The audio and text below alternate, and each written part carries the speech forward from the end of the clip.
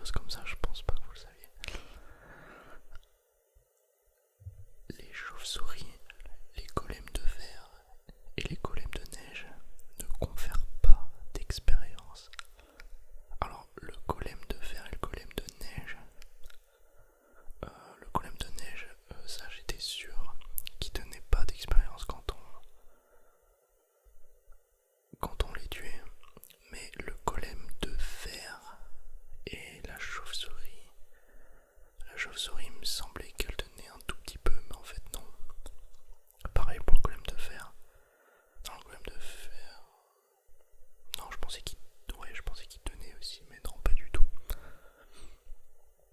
Les mobs hostiles confèrent 5 points d'expérience, plus de 1 à 3 points selon leur item. Alors, selon leur item, vous savez, quand vous jouez en difficile, je crois, à partir du mode difficile, les mobs, ils peuvent avoir des armures ou par exemple un zombie, vous pouvez le voir souvent avec une pelle en fer quand vous jouez en survie, ou des armures en maille ou des trucs comme ça. Et du coup, si t'arrives à le tuer, il te donnera plutôt plus d'XP. Voilà. Le dragon de l'Ender confère 12 000 points d'expérience quand il meurt. Donc c'est énorme. Hein. Je crois que c'est l'équivalent, si je dis pas de bêtises, il me semble, de 60 ou 70 niveaux. Donc avec ça, tu peux t'enchanter un paquet de trucs. Après, ce qu'il faut savoir, c'est que dans les versions 1.7 par rapport aux nouvelles récentes comme la 1.19, quand tu enchantais des items, tu perdais tous tes niveaux. Par exemple, t'enchantais un item niveau 30, tu perdais les 30 niveaux direct cash, tu vois. Alors que maintenant, tu utilises le lapis lazuli. Et quand t'enchantes un item niveau 30, tu perds que 3 niveaux, ce qui fait que tu descends au niveau 27. Du coup, ouais, c'est beaucoup plus simple pour l'XP, quoi. C'est économise énormément, tu vois. Mais bon, voilà. Fallait le savoir. Les araignées. Les araignées de jockey, les blazes et gardiens confèrent 10 points d'expérience, alors que les poulets jockey confèrent 22 points. Ça, je l'avais trouvé, mais je sais même pas ce que c'est. Bref.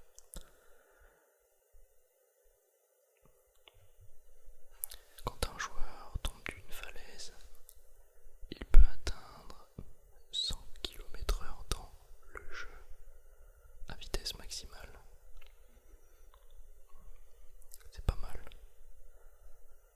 Mais dans la vraie vie, je pense que quand tu tombes d'une falaise la plus haute possible, je pense que tu passes largement les 100 km/h. Steve avait anciennement une barbe. Donc dans les anciennes versions, peut-être dans les toutes premières, il avait une barbe tout simplement.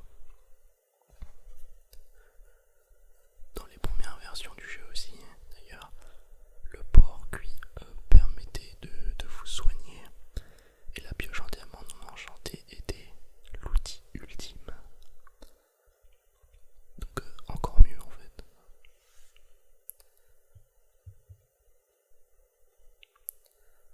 En fait, aussi un joueur il possède 20 points de vie. Faut pas confondre parce que on voit 10 cœurs. Mais en fait, un point de vie c'est un demi-cœur. Et du coup, vu qu'il y a 10 cœurs, demi-cœur on fait x2, ça fait 20 points de vie pour un demi-cœur. Donc 10 cœurs, voilà. Donc si vous frappez quelque chose, vous allez lui infliger un demi-cœur de dégâts, soit un point de vie quand vous tapez à la main, bien sûr, sans objet ni rien. Si vous tapez un autre joueur, il perd un point de vie, soit un demi-cœur. Si vous êtes en mode créatif, vous pouvez atteindre une vitesse de 10,9 mètres par seconde. Par seconde.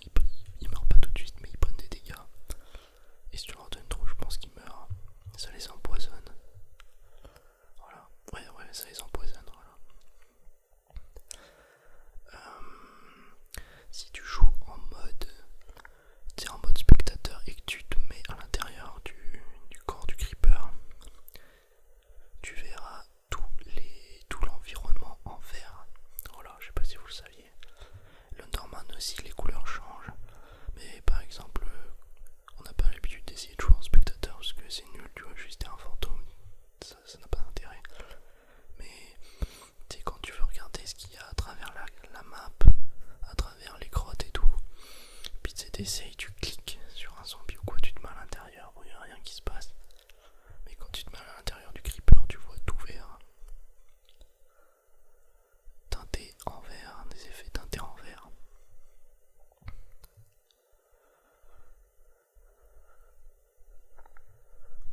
Bon voilà, je pense que j'en ai dit pas mal déjà.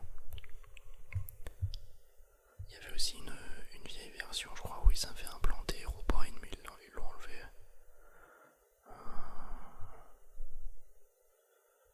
Ah oui, il y avait aussi le lapin tueur. Enfin bref, voilà.